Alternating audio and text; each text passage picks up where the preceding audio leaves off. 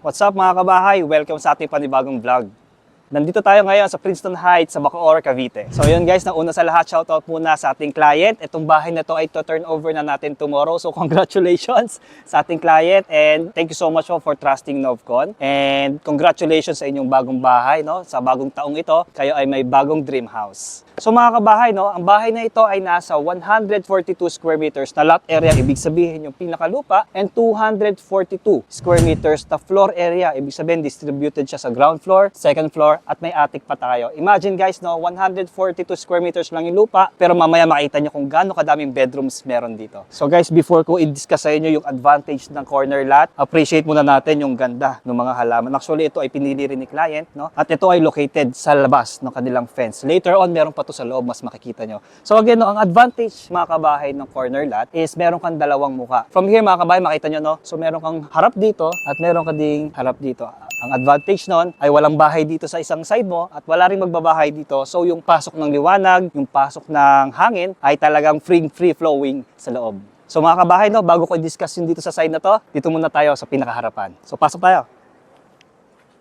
So mga kabahay, no, sa fence, syempre gumamit tayo ng tubular steel. Ibig sabihin, bakal siya. So combination of 2x3 at 1x1 na mga bakal lang ito na pinuturahan natin ng grayish color. Tapos siya ay merong semento sa baba, ibig sabihin bato siya, na meron siyang height na 400 mm galing sa pinakalupa niya. So yung mga kabahay, no, dito sa right side meron tayong carport. So tara, check natin. No. Gumamit tayo dito, syempre, ng rough tile para kahit umuulan, nag-car wash, naglalaba, no, hindi pa rin siya madulas. And makikita nyo sa kisame, ma-appreciate nyo naman, no, yan ang PVC panels tawag natin. Ito, usong-uso ng gamitin niya. Una, less maintenance siya, at the same time, matagal din ang lifespan niya. Madali rin siyang ikabit, no? Yan, may mga pin lights tayo para sa gabi, syempre, hindi naman madilim. Dito rin located yung pinaka solar panel batteries nila, no? So, itong hindi na natin masyado makikita later on sa aerial shot natin, ma-appreciate nyo yung ganda na may solar panel pa rin sa bahay. So, tara, lipat tayo dito sa pinaka main entrance. So, meron tayong ilang steps dito mga kabahay, no? Mga minimal steps lang naman para i-elevate yung pinaka floor line natin doon sa pinaka sidewalk line natin. So, tara, akyat tayo. Makikita nyo, no, ma-appreciate nyo dito yung pinaka plant box natin kung saan dahil mataas na yung pinaka floor line dito at mababa na doon para sa safety rin ng mga users natin. So ito yung nabanggit natin mga landscape sa loob naman ng fence. So tara, check natin. So gumamit sila ng mga white stones, combination ng mga orange stones, mga black stones, tama ba? Rocks. So regarding sa halaman, no, talagang si client ang masuring pumili nito. Ito na yung pinaka-corner part ng kanilang property. And makikita nyo na rin dito yung pinaka-corner window. So ano bang advantage ng corner window, no? So usually kasi ang corner window, no, ito yung pagtagpo ng dalawang panel ng salamin kung saan wala siyang nakabara na any columns or biga sa gitna. Kung saan yung liwanag ay direktang nakakapasok sa iyong living room o sa space na nasa loob. So yun mga kabahay, ito yung nasa labas. So tara, pasok naman tayo. So yun mga kabahay, meron tayong roof sa taas para mag-cover sa atin every time napapasok tayo sa main door. Very important yun kasi pag magkukuha ka ng susi sa bulsa mo, magpipin ka ng mga code ng yung digital lock. Again guys, no, digital lock na Hafilet, very trusted brand when it comes to mga door locks natin. And syempre, solid na main door. So, let's go. Tara, pasok tayo. So ayun, grabe, ibang klase. Sobrang ganda. Napansin nyo yung height ko, no? Kahit na medyo matangkad na tayo, no?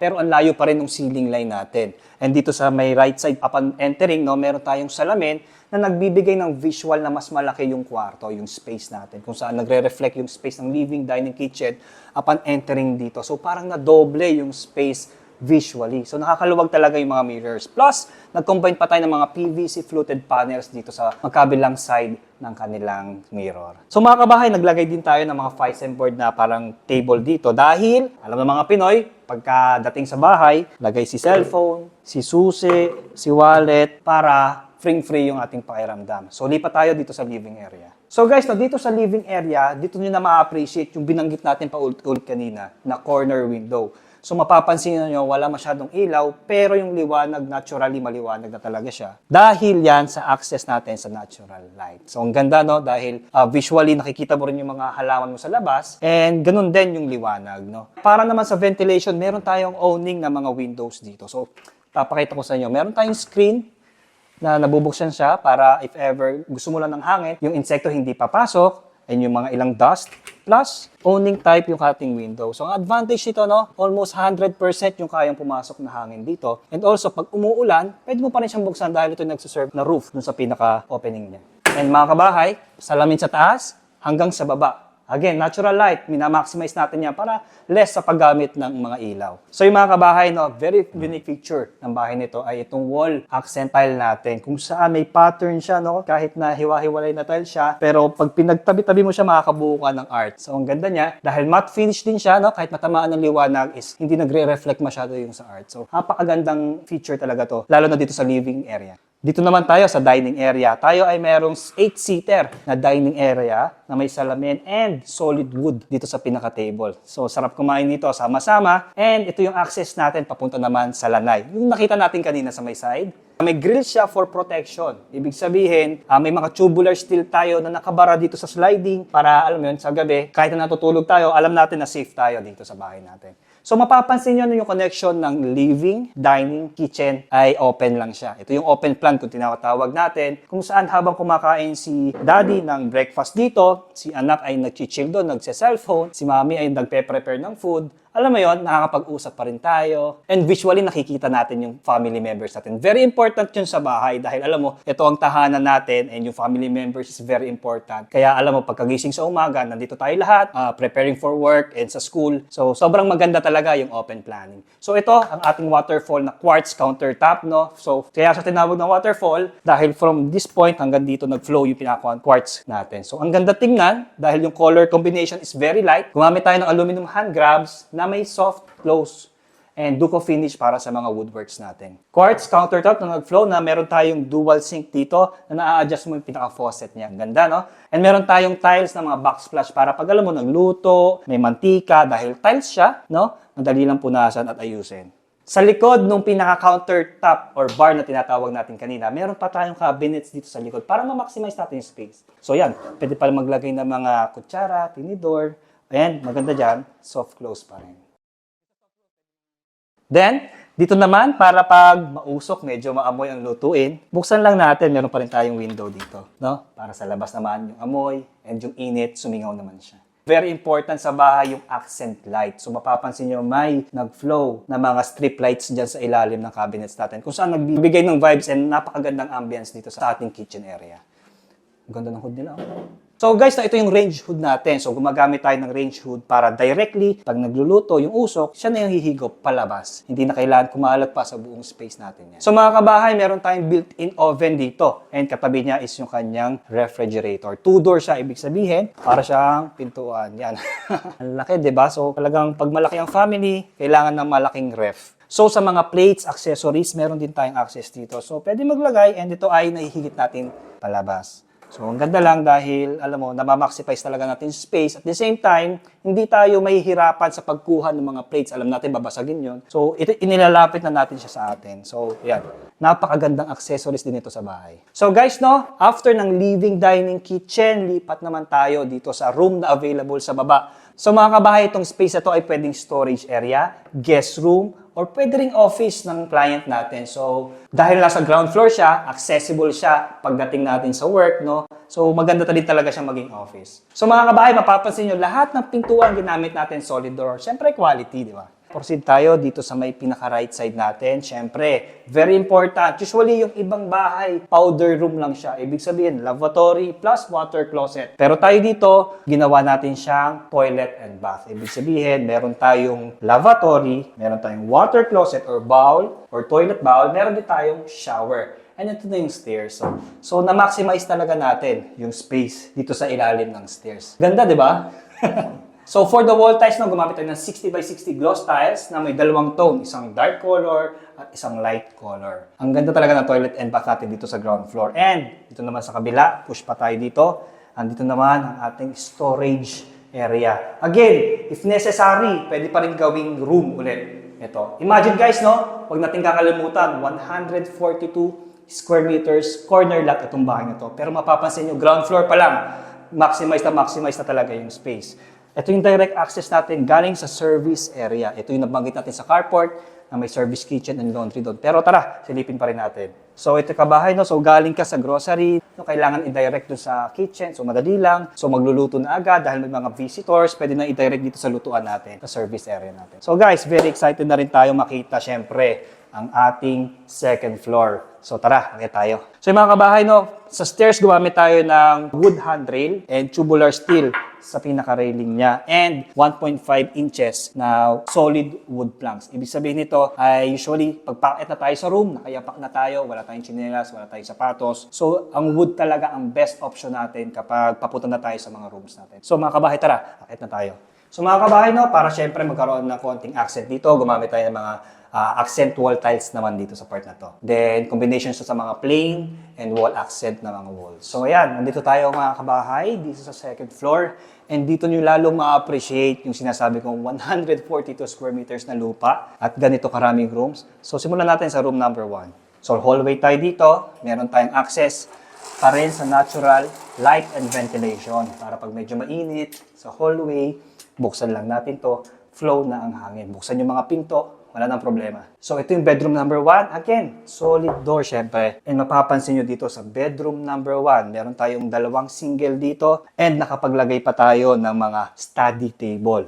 And syempre, kailangan importante pa rin yung ating natural light and ventilation. Imagine, no? Si kids ay nag-aaral, no? Hindi na kailangan magbukas ng ilaw dahil may liwanag galing sa araw. Aircon na window type. And dyan sa likod yung mga kabahay, meron pa tayong salamin na may cabinet sa pinakaloob niya. So ayan, no? Pwede maglagay ang kanilang mga kids na mga damit, personal belongings nila dito. So, ang ganda ng pagkakadesign dahil yung mismong door niya is yung mirror na rin. So, full body nakikita ko pag mag-aayos ako. So, ayan, kitang-kita ko yung sarili ko ngayon, di ba? Ayos ba?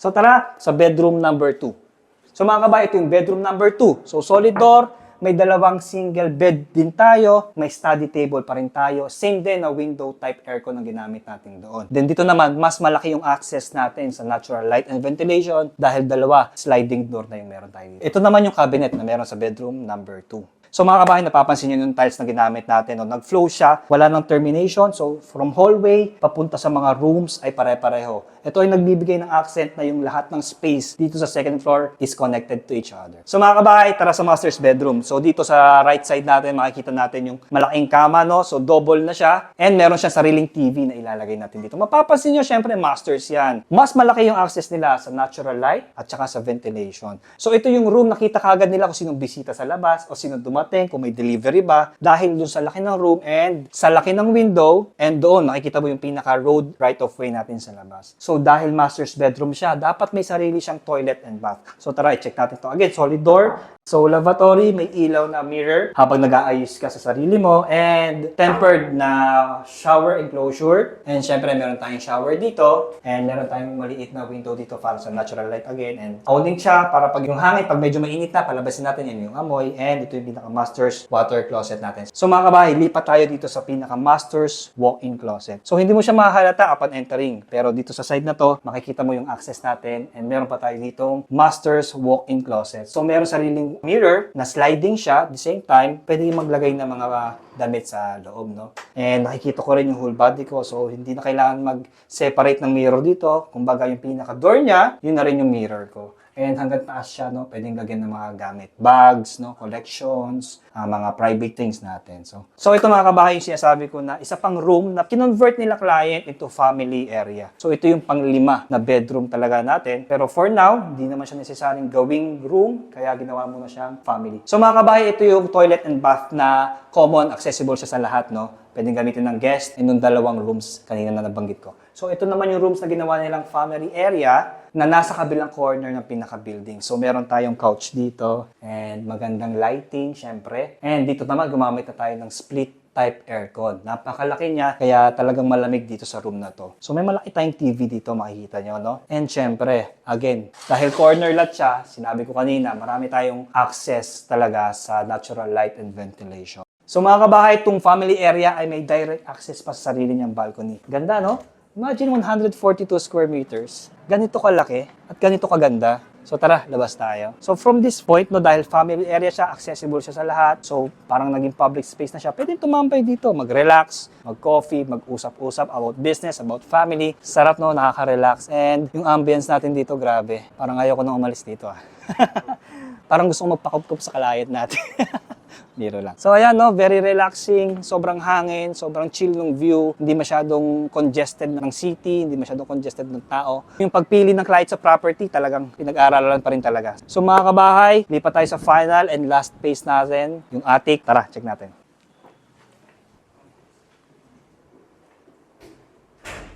So mga kabahay, syempre same pa rin, wood handrails, steel tubular, and wood planks. So ito naman, ang attic natin, imagine 142 square meters, meron ka pang ganitong space sa pinaka-attic area mo. So ano bang function ito?